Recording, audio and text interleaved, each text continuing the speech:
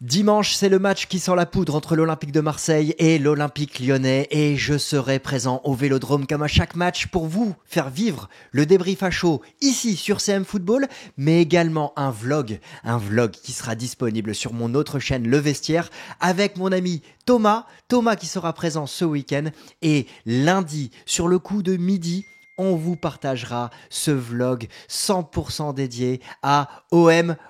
Donc n'hésitez pas à vous abonner au Vestiaire. Je vous mets le lien ici directement sur la chaîne. 2 vidéos pour ce grand match. 2 vidéos où on espère évidemment que l'Olympique de Marseille sera au niveau parce que oui, le ton est un peu plus grave que d'habitude et c'est aussi une forme d'autocritique que je vais faire dans cette vidéo parce que on a plusieurs joueurs de l'OM qui ne sont pas au niveau des attentes de tous les supporters, mais également de mes attentes en tant que supporter de l'Olympique de Marseille, en tant que créateur de contenu. Eh bien, je me dois aussi d'analyser ces moments où tout ne tourne pas rond. Et on va faire évidemment un constat. Un constat qui doit commencer par Léo Balerdi.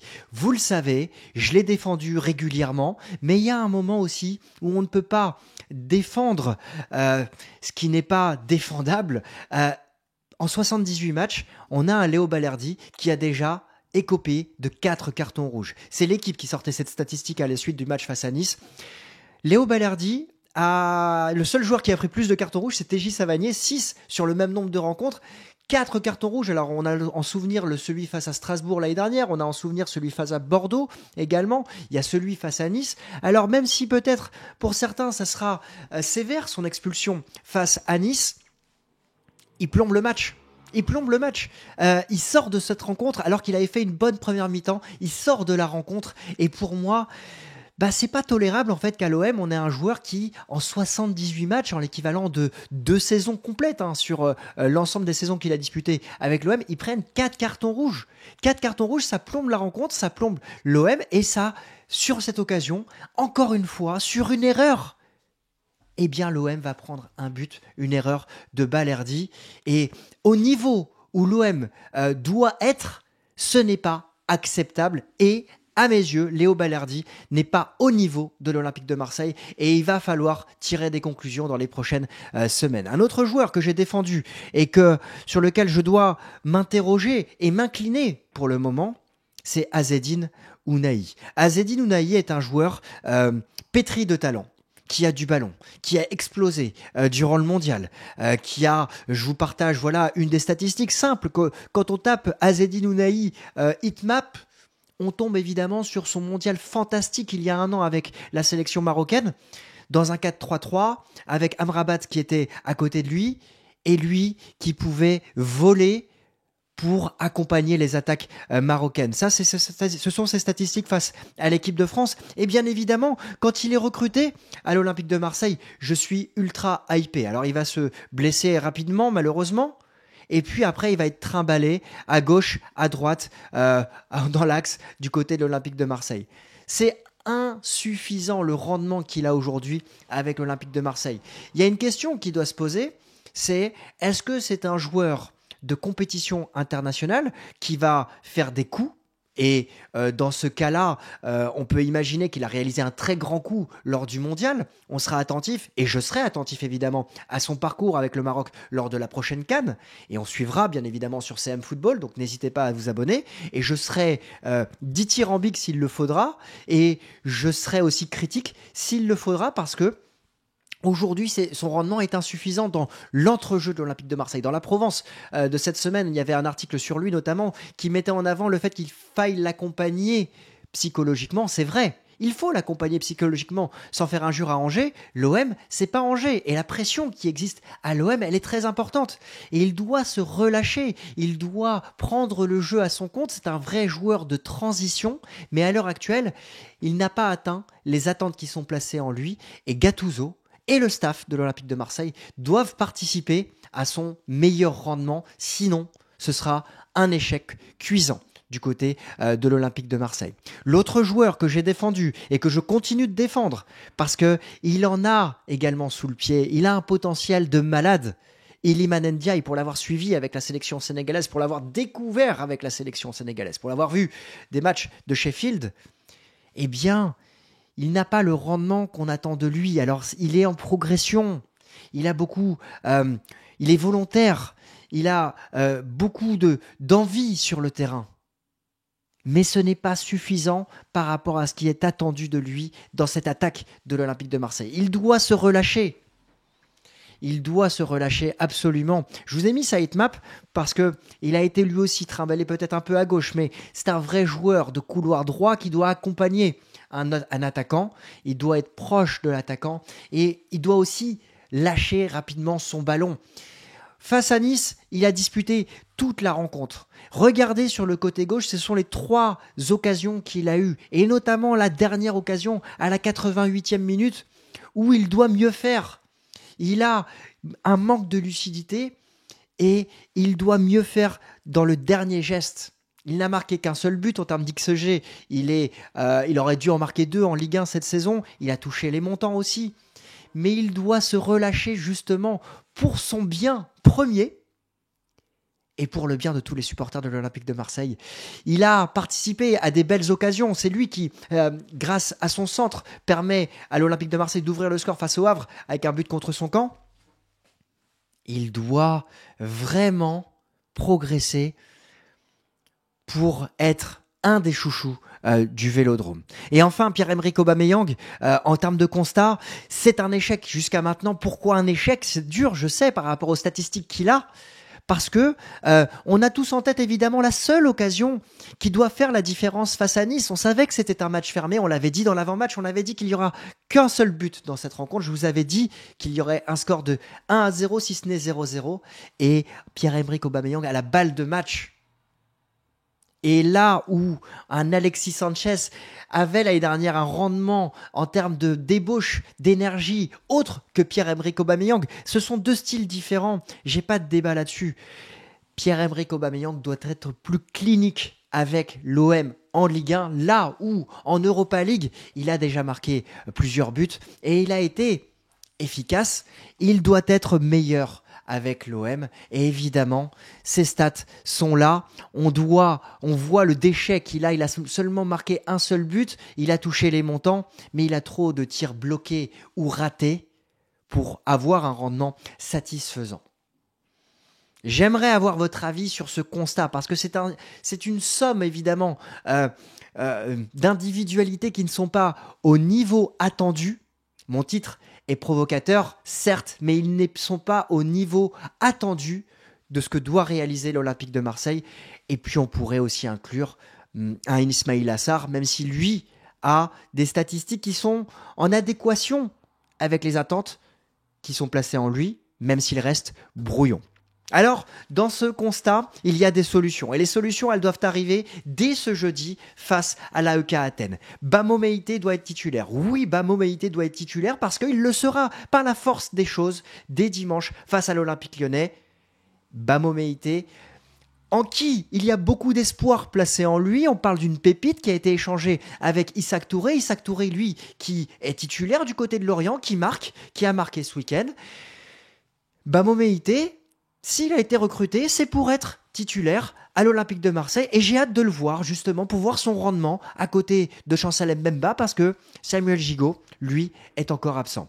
J'ai des attentes aussi sur Jordan Verretou. Pourquoi des attentes sur Verretou ? Parce que il y a quelque chose qui s'est passé avec l'arrivée de Gattuso.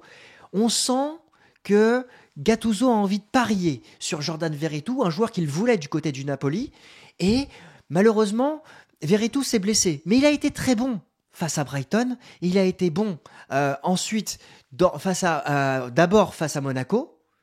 Et j'ai envie de le voir prendre le jeu à son compte dans ce rôle de milieu de transition. Il a plus de liberté qu'il ne pouvait avoir avec Tudor.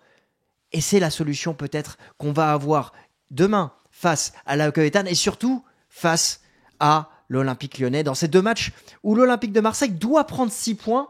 Est-ce que ce sera mon pronostic ? Vous le verrez en fin de vidéo. Et puis, évidemment, les clés du camion ont été données à Amin Harit, mais c'est une solution, certes, mais attention, il revient de blessure. Est-ce qu'il est en capacité de reproduire les efforts tout au long des rencontres ? C'est une vraie question. J'ai envie, mais attention, attention à le ménager aussi. Il y a un enchaînement de rencontres.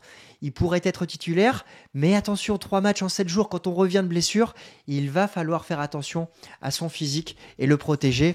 Et puis, je le répète, je l'avais dit, Aubameyang doit être titulaire dans les premiers matchs avec Gattuso parce que Gattuso va vouloir parier sur son expérience. Mais j'ai envie désormais de voir Vitinha. Vitinha doit enchaîner les minutes. 32 millions d'euros, le poids de son transfert est important dans les yeux des supporters, dans les yeux des journalistes, dans les yeux des créateurs de contenu. Pourquoi ? Parce qu'à un moment, on va se poser la question de savoir pourquoi il a été recruté. Si il ne dispute que quelques minutes par-ci ou par-là, il doit pouvoir enchaîner.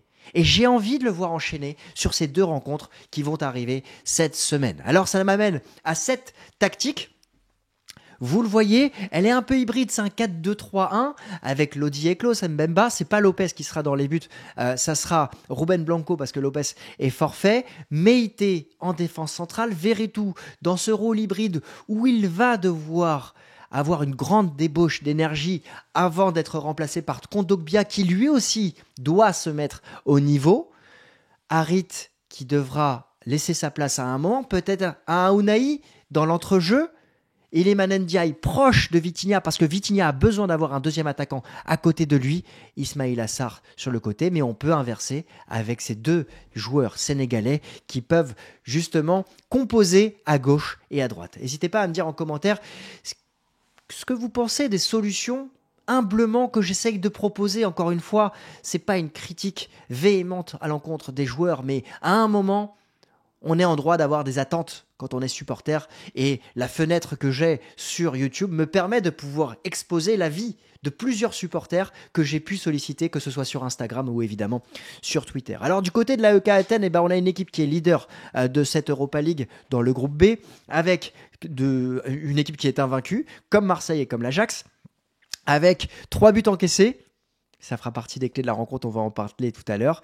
Une équipe de l'AEK Athènes qui a seulement subi une seule défaite cette saison en championnat, c'était il y a 15 jours.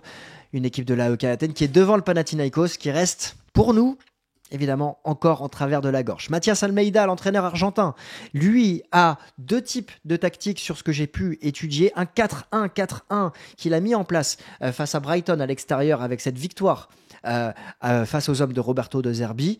Et un 4-3-3 à domicile avec ce match nul face à l'Ajax. Alors, il y a des noms qui doivent vous parler, Djibril Sidibé notamment, champion du monde 2018. On a également Moukoudi qui a joué en France. On a également Vida qui était de la finale 2018 du côté de la Croatie.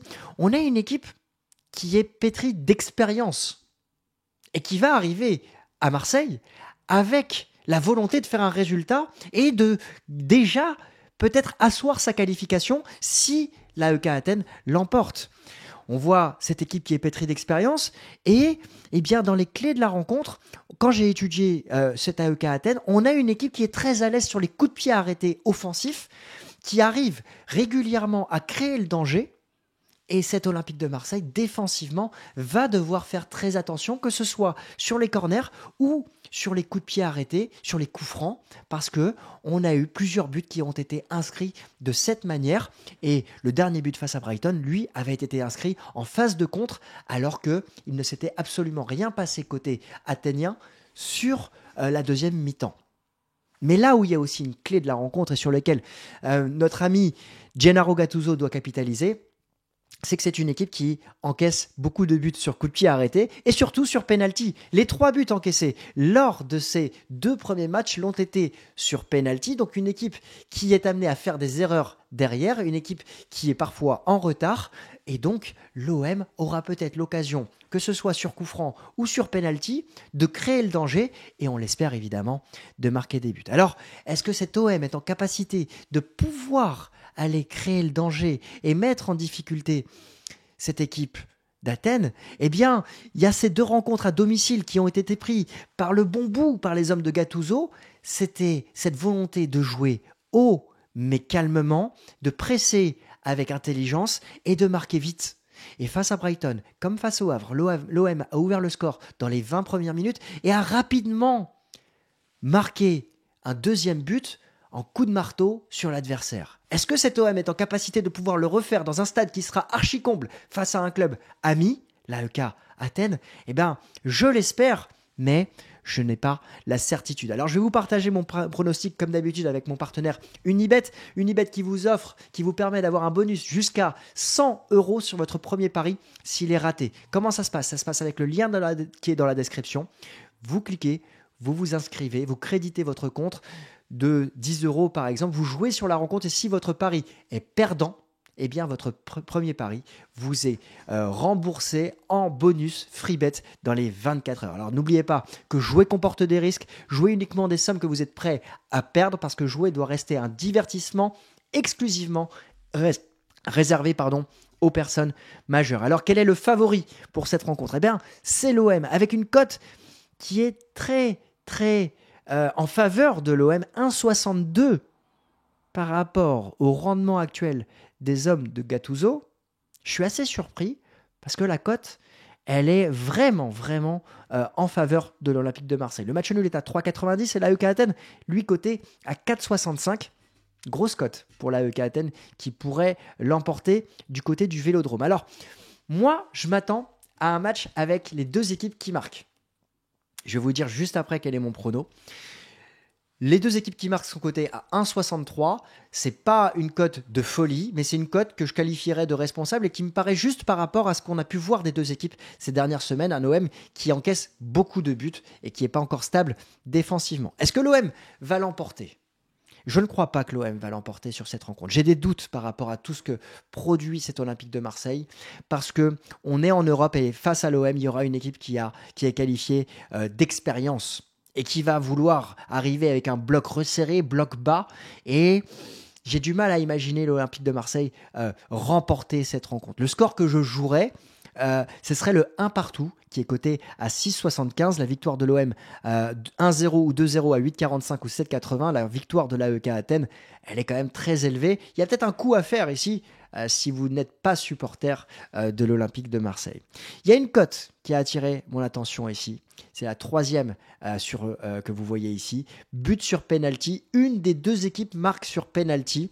2,85. Sachant que l'AEK Athènes a concédé 3 pénaltys sur ses deux premières rencontres et que l'Olympique de Marseille n'est pas en odeur de sainteté en termes de défensivement, il pourrait y avoir un penalty dans cette rencontre. La cote est à 2,85. C'est une cote qui peut se tenter, surtout si c'est votre premier pari, puisque si jamais vous vous trompez sur votre premier pari avec le lien qui est dans la description, eh bien votre pari sera crédité en free bet si vous vous trompez. Alors, n'hésitez pas à me dire quel est votre pronostic en commentaire. Moi, je vous ai dit un but partout. J'ai des doutes parce que je ne sens pas cet Olympique de Marseille en capacité de pouvoir aller remporter. Je serais très surpris, je serais supporter de l'OM, mais j'ai trop de doutes concernant cet OM à l'heure actuelle, en espérant que ces doutes soient levés lors de cette rencontre, pour ensuite se projeter vers le vlog que je vais vous proposer, Olympique de Marseille, Olympique Lyonnais, dimanche. Il y aura pas mal de vidéos sur Marseille, sur la vie de Marseille, sur le vestiaire évidemment. Donc n'hésitez pas à aller vous abonner sur le vestiaire. Je suis très heureux de vous partager ce vlog-là. Et puis il y aura un avant-match qui sera diffusé samedi ici sur CM Football et un débrief à chaud aussi directement du stade qui sera en ligne sur le coup de 23h, 23h30 dimanche. Débrief à chaud ici sur CM Football et vlog à froid lundi sur le vestiaire à midi. Voilà, vous avez tout mon programme. Je vous souhaite à tous un bon match demain soir. Allez l'OM et on se retrouve très vite. Ciao.